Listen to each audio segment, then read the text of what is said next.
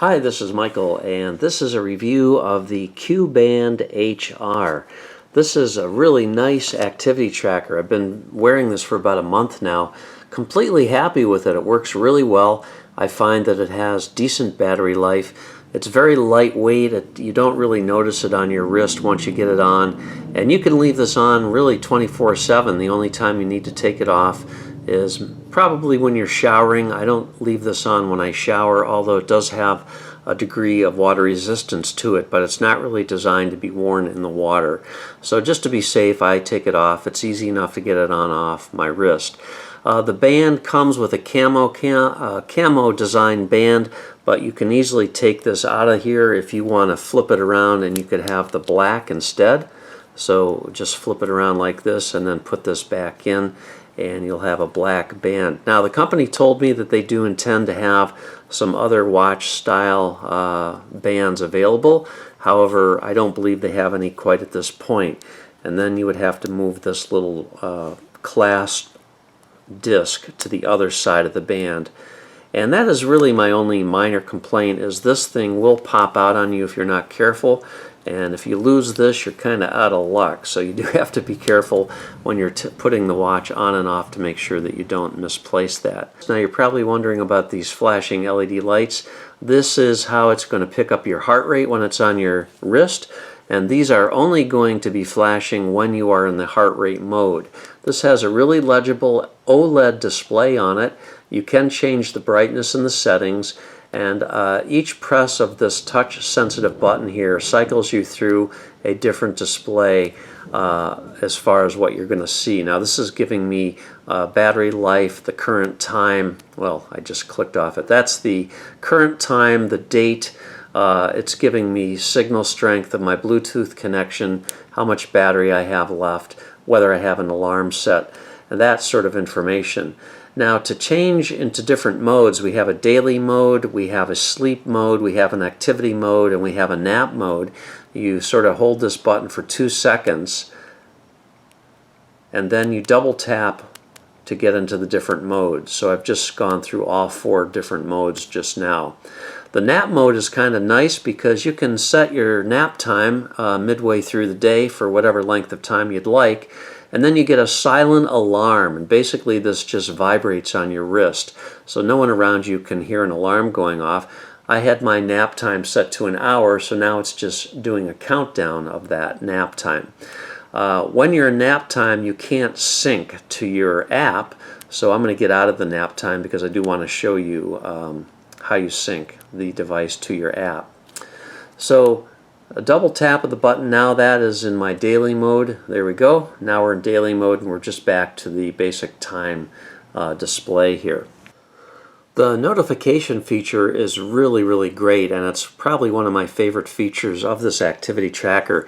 When you get a phone call on your phone, if your phone is in your pocket, you don't have to go digging for your phone.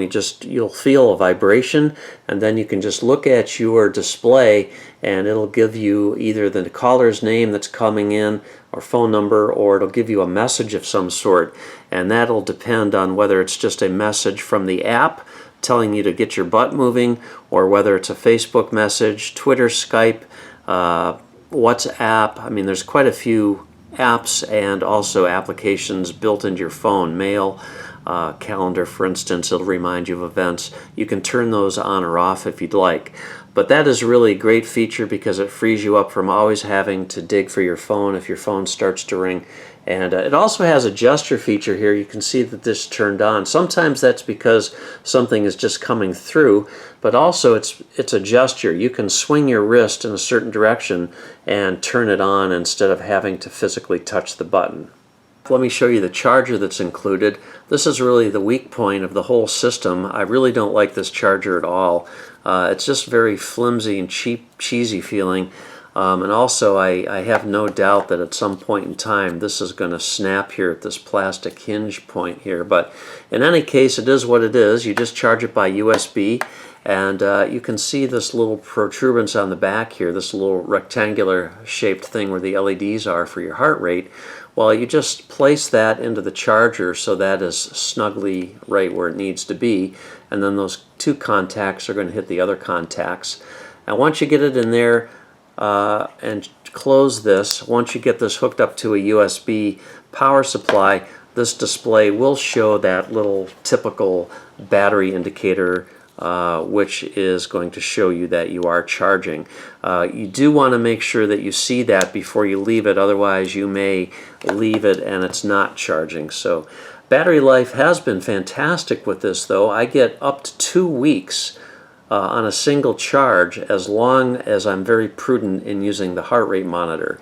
When you start using the heart rate monitor continuously, it's going to drain your battery really quickly. So you cannot use the heart rate monitor and expect to get good battery life. It just won't happen. But if you just use it here and there to get your current heart rate every once in a while, you'll probably get a good solid week of use with this. If you don't use the heart rate monitor at all, well, then you can enjoy up to 2 weeks. And that's how I usually use it. So that's that. So let me fire up the app here to show you what that looks like. And the app is actually, they've done a nice job with the app. You have several different ways that you can display your dashboard. That is what they call the dashboard. And this is showing me how many steps I've walked today so far. So I'm at 30% of my goal. My goal is 10,000 steps. This shows me how many calories I've burned, 53% of my goal of 3,000 calories so far. This is my sleep tracker. This is going to track the quality of my sleep. Now, I don't know how much faith I put into the accuracy of this. The sleep tracker works just by basically keeping track of your movement during the night. So if you're moving around a lot, I guess it assumes that you're in either light sleep or maybe REM sleep even, I'm not sure. And then deep sleep, I'm assuming, is just when you're just dead out and you're not moving at all. But in any case, you do get a graphic representation of those different stages of sleep.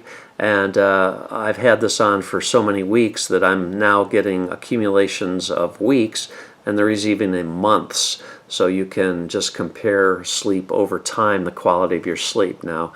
Also, this is the activity tracker, and this gives you lots of choices for how you want to set this up for what type of activities. And it's by default, it's going to give you certain heart rate zones, and that's going to be based on your age and weight and whatever other things it uses. I do like the silent alarm feature. You can set up to 4 different alarms, and they can be daily or they can be specific days of the week. And this is the nap duration, where you can set your nap from from like 1 minute up to hours, whatever your choice is. Lots of settings in here. You also have a feature called Fitness Pals, where you can hook up with other people that are using the same device. And I have not utilized that, so I can't really speak to that at all. It does have a data backup feature, and that is just a quick overview of the app. But basically, it works quite well. We'll go into the settings here. This is where you're going to put your name, your gender, your height, weight, your birth date.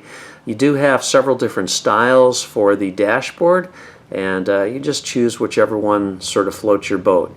I used to use this one. I just decided I liked the bar graph instead. But it's giving you the same information, it's just formatting it differently.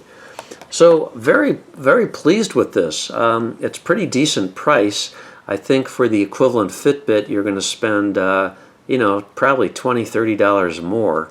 And it's been working really well. I like it a lot. You've probably never heard of the brand before. I never had either. Q-Band HR. This is the model Q66HR. So that's it. If you have any questions, leave me a comment. I'll answer it if I can. Otherwise, thanks for watching. Have a great day.